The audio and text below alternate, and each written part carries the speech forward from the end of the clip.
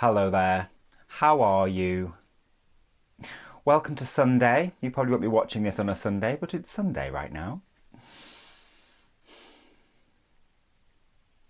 So, where are we going to go? Let's just see, shall we? There's a couple of things I want to check in with and a couple of things that I want to talk about. And I don't know how I'm going to say it. And it may come out as gobbledygook. It's already coming out as gobbledygook. Okay, so let's have a little think. Stretch. Right. So this ties in with, hopefully, the video I did on 3D, 4D, 5D. And going into the darkness, light and dark, the fact that we need both, the reality of exploring our personal dark layers and transforming them, and how that mirrors out in our outer world, and how our outer world, including the politics, the situation right now, the healing of the earth, needs to also go through its own process of dark and light and going into the darkness in order to transmute into light, really. I hesitate with light and dark because it sounds a bit esoteric, but it's not, is it? Let's look at it this way. Dark emotions, dense, lighter emotions are lighter. Yeah, that's just what I'm talking about, really. So,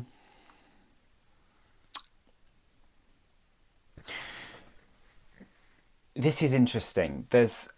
For me, there's been a really noticeable shift with what I'm seeing. And this is just an example. I refer to Facebook and social media quite a lot, but that's kind of a reflection of where we're at, isn't it? So that's really what I'm using as information for now. There is a tangible opposite experience going on for many people.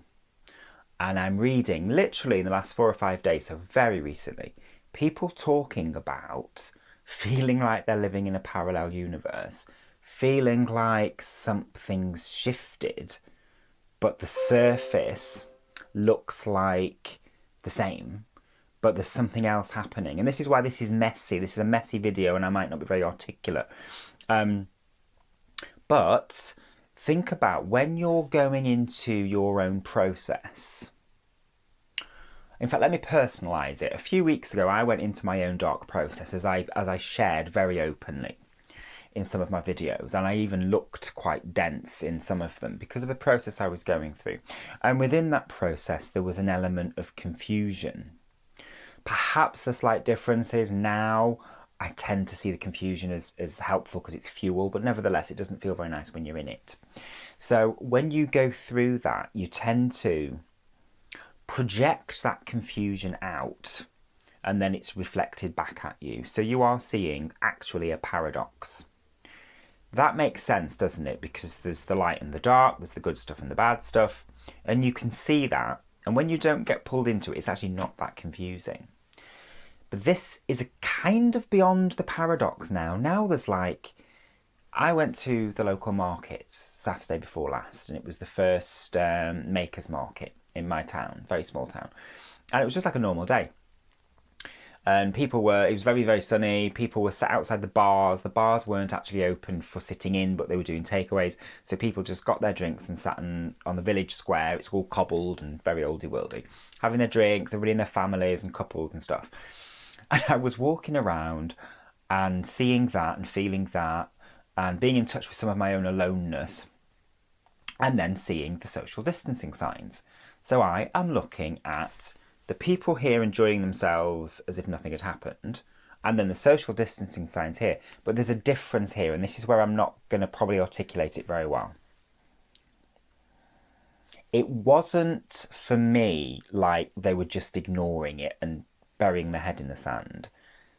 there was a lighter energy here where people were just being and not trying to do anything. They were just being. And then there were these signs that were very regimented and dark and controlling, but it's almost as if they hadn't seen them. Now, half of the judgment, and I'll use it as an example on Facebook, would be they weren't social distancing, they were ignoring it, they're going to kill people. And the other half will be, well, they were just living their lives. And what's happening now is there is a separation happening. Now, this is what happens when you increase frequency from 3D to 5D, yeah? And 4D's in the middle. Now, I won't go into it because we haven't got time, but you don't just go to 5D and stay there, and all fluffy and enlightened and stuff. It doesn't work that way. You kind of move between them. However, as more and more, right, okay, it's making more sense now. As more and more people start to increase their frequency by whatever process they use, and that might have been just being in the house for 3 months and just clearing stuff out and not even knowing they were doing it. It might have been meditating for 3 months. It might have been connecting with people on the internet more than people would normally do for 3 months. And then they come out a different frequency. And unfortunately, yes, some people will come out of a lower frequency and will have to go through their process further. But other people will just emerge as if they've been meditating in a cave. And they come out, and this is how I felt actually. I came out and I was like, oh, this is a bit too much. There's too many people. Oh, I'm on my own again. But it actually processed very, very quickly. And then I sat on a bench and watched what was happening. And then I saw the parallel universes, but I saw both of them. And serendipity. Then the next day on my way to work, I have the radio on in the car on the way. And on the news, now here's another one, people. It's making sense to me now. I hope it's making sense to you. It probably isn't. But I'm getting this now.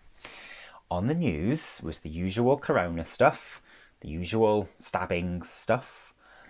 And the last piece on the news, on the mainstream radio, was 1 in 5 people now in the UK are meditating. 1 in 5 people are meditating. That is phenomenal. So think about the individual processes that those people are going through. Whether they've meditated before or not, something is shifting. And then think of that on a national scale. Think of that on a global scale, yeah? People's frequencies are increasing. Therefore, they will be living a different timeline. That's what happens. The timelines shift with your frequency, and they shift this quickly. Yeah? That's where some of the confusion comes from, because it's like, oh my God, I'm not going that way, I'm going this way. Drop that and just go with wherever your body and your energy takes you. So this is why what's happening is now there's the great split. Now, as I'm talking to you now, my body is tingling all over. There's a little bit of fear releasing, but my crown's just opened.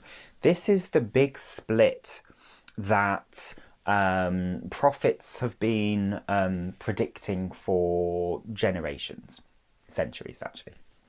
The big split, and some of you will recognise the new Earth. Yeah, people are talking about the new Earth and the new agey.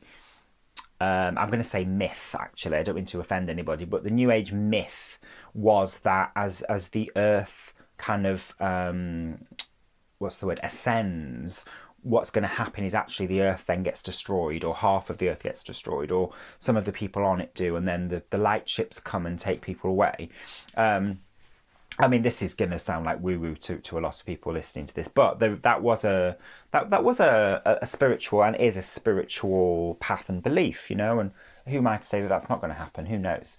But the kind of more people now are actually saying, hang on a minute, that's not what they meant. It's like when you read predictions in the Bible, it seems like it's saying one thing, but it's actually saying something completely different. Yeah. So really what's happening now is actually the new Earth is already here. It's already here. But we need to shift our frequencies in order to see it. It's no different than when you shift your frequency. And to do that, you don't even need to do it deliberately. You would just meditate or focus or have an orgasm, because that shifts your frequency mindfully. When you shift your frequency, then you can perhaps see energy more, or you're more likely to see spirit. Yeah, that's all it is. So the new earth is the same thing. So as you shift your frequency, you start to become more aware. You will then just focus more so on the positives, on the lighter energy. Now, this is where we get messy, because in order to do that, I would argue, perhaps differently from a lot of New Age practitioners, is that to do that, yes, meditation, yes, lifting your frequency deliberately, Epsom salt baths, crystals, essential oils, obvious stuff, but part of that is you do need to go into your own darkness, and you do need to recognize the darkness that is out there, yeah, because then you've got all your eyes open, all three of them. I hope that makes sense. So as you go through that process, you then will naturally start to gravitate towards the stuff that's better for you, the stuff that's lighter, and then if you want to go it really big and mystical, into the new earth.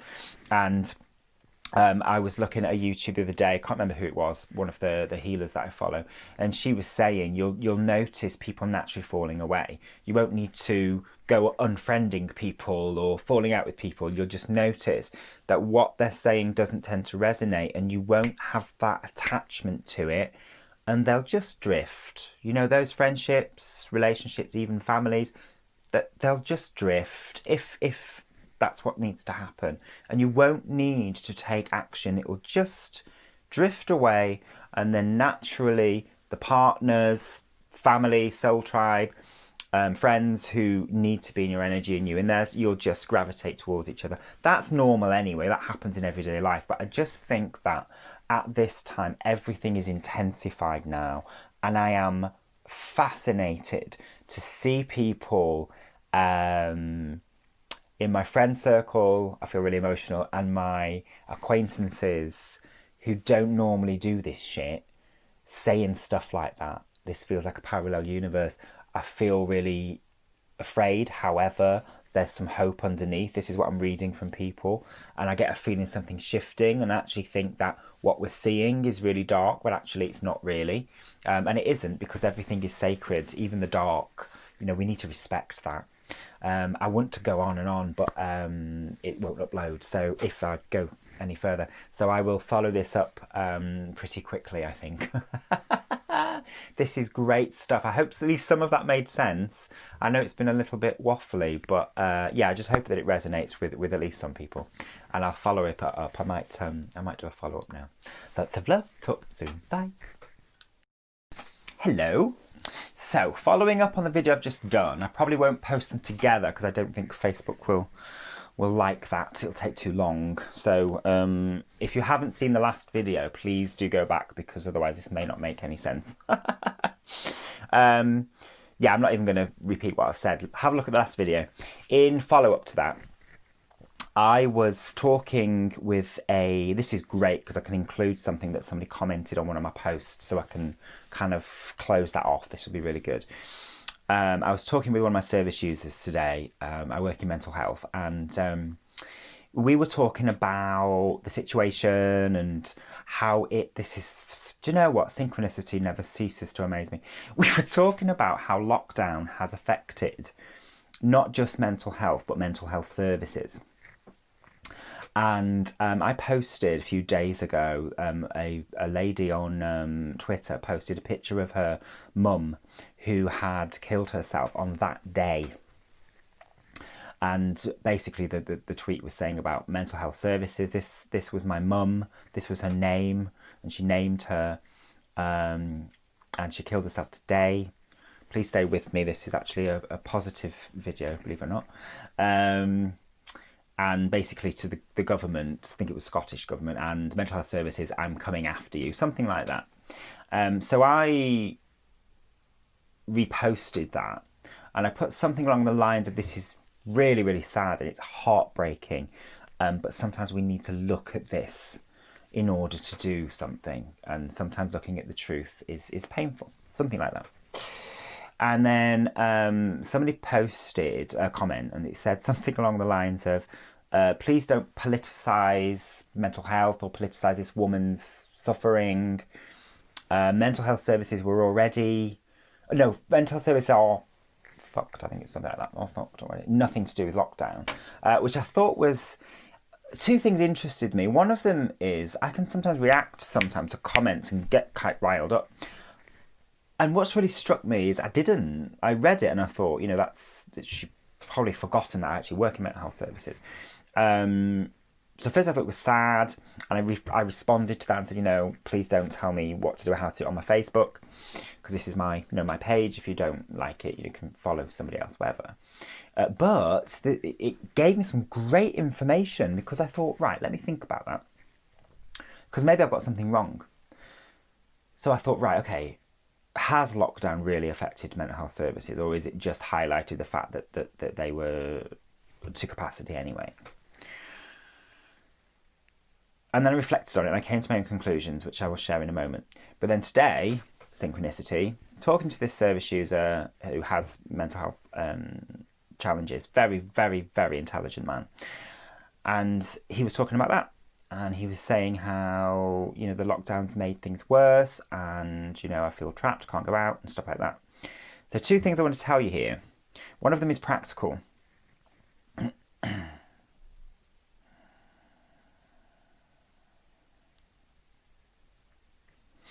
So I'll finish with the practical, and I'll just tell you what he said, which links in with the video I just did. So he was talking about the challenges, the problems, the darkness, and all the rest of it. And he was talking and talking and talking. And it's not unusual, we work together quite often. And as he was talking, he started smiling, and his shoulders relaxed a little bit. He sat up a little more. His heart was opening. His eyes started to look clearer. And I'm just sat there listening to him and smiling. And I said, how do you feel now compared to a few minutes ago? He said, actually, I feel great.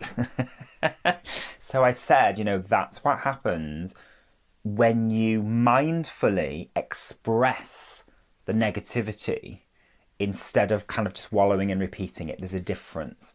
So what I didn't say to him, because it's just not the way to work, that's not appropriate, is what you've done is you've embraced the darkness and you've liberated it. And then what happens is, which of course I didn't say to him, is your frequency increases and then you will attract more positive experiences in your life. So that is a classic example of not new age waving joss sticks and love and light and everything's fine. Go into the darkness, transform it, feel it, get all down and dirty and shitty with it. And then you can love and light, because the love and light just comes out. It's very important. And as your frequency increases, you can dip in and out of the darkness. You can navigate it. And that's what I've been doing for weeks now. Well, for my entire life, but weeks in a way I've never done it before. So I just wanted to share that with you in real terms. And then the practical aspect of it is, because having that discussion with him, and what do I know? Yes, I work in mental health. Yes, I can see the limitations and the problems, but I want to know what the service user's experience is. And the service user's experience is, yes, mental health services are already under pressure and pretty much at the limit, yeah? However, during lockdown, what has happened, and I want you to know this if you don't work in mental health services, it's obvious that people with mental health problems, anybody, but I'm using this as an example, were unable to go out as much as they did before, were unable to see their family and friends like they did before. So there was a separation. They were in more often, therefore their kind of issues and neuroses and mental health diagnoses were bouncing off the walls at them. It's a horrendous hothouse. There was lots of staff there keeping our spirits up and keeping morale up, and we did really, really, really well. But I have to say, we reached a point at about 3-4 weeks ago where all of our energy just went doof, and that had an impact on the service users because we had no energy left. So that bit's obvious. The bit that isn't so obvious that I want to explain to you, and I want to explain to the person who commented, is our service users have community psychiatric nurses, social workers, psychiatrists, community support workers in addition to us. I work as a support staff. They have their GP. Some of them have extra key workers externally. Okay? And I want you to really think about that and think about all of those people who they have visiting them. They have to visit to go to the hospital for their appointments, to go to clinics, to go to projects, to go to gardening projects, to go to arts and crafts, to go to the day centre. Yeah, all of these were very, very important aspects of their mental health management. That was all gone. Completely gone. Yeah? Completely gone. The mental health team attached to the hospital and social services and the community psychiatric team were there. They had less staff. They were on skeleton staff for infection control, which makes sense. No face-to-face for weeks and months. Check-ins by the phone. And as far as I'm aware, it will be different for different areas, but for our area, there wasn't online support. There was online support for calling 111, getting advice on coronavirus, etc. But there was no Skyping or anything like that. It was all on the phone. There wasn't much of it because the staff was so low. Yeah. So I just want you to know that all of their professional support was gone. Yeah. And also, we were aware of this because it was a part of our coronavirus training, which we did very quickly, obviously, at the beginning, is that the government changed the law around mental capacity and safeguarding. And, to be honest, I'm not a great fan of the government, but that made sense to me. It did take some rights away, but at the same time, from a mental health management point of view, that had to happen because they didn't have the staff. So just as an example, one of the changes in the law, the temporary change in the law, is that normally you have to have 2 people to section somebody under the Mental Health Act. They changed that to 1. Yeah, partly because they didn't have the staff, they were over capacity anyway, and they knew that people probably would have relapses and stuff. They wouldn't have the psychiatrists, the support, community psychiatric nurses, etc. They were there, don't misunderstand me, but they certainly weren't there physically, which makes a massive, massive difference. And their list was so big, if you call or email, half the time when we called, we couldn't get through. This was not their fault, I hasten to add. I just want to explain to you the effect that this has had on the system, yeah? So we would email and they would get back to us, but sometimes it would take days, yeah? So the people with mental health problems who were already supported by a system that's doing a bloody good job under the circumstances, actually, that system was very, very much taken at least further away. It wasn't taken away completely, it was further away. Think about the effect that has on people with mental health problems. Yeah? So, please understand that the lockdown has had a massive negative effect. But at the same time, and I'm going to bring this round to a positive, please also understand that people like myself, working in quite a junior role, were there. Yeah, we were there, and we were dealing with the fallout of the less services than usual, and we were stepping in where perhaps we actually are not necessarily trained or qualified enough to do so. I'm not a psychiatrist. Do you see what I mean? So I just want you to understand that for people who think, oh well, mental health services were screwed anyway.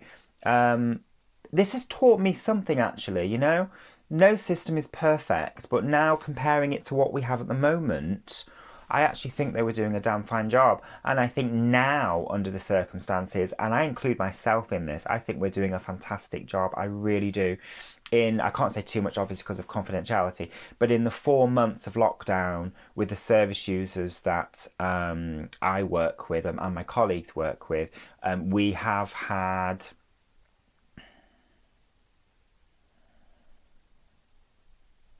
5 or 6 incidents where we've had to call emergency services that's 4 months. That's fantastic. Yeah, that is absolutely fantastic. And I credit my colleagues and I credit the community psychiatric nurses, the social workers, the doctors, the psychiatrists who called when they could, who sent emails when they could, and who sent resources through the post when they could, because it was the only way that they could do it. And I just want everyone to know that. I want you to know that everyone's absolutely doing their best, that the system was not broken, but it was certainly pushed to its limit. And now it's had a radical reversal. And I hope that this really does result in, just like I said before, really, about discussing that kind of negativity and darkness with the service user. I hope that the the deficits, if you like, in the system that has come up in this and resulted in it, nearly crumbling. I hope that really then gets shifted into something more positive and more effective and helpful, because we've identified where the flaws were, but we've identified where the strengths are. We really have, and I think that everybody, certainly everybody I work with, has done a fantastic job. And if anybody I work with is watching, lots of love to you. I have massive, massive respect. Anyway, I hope that helps, and I hope it resonates with at least a few of you. Lots of love. Take care.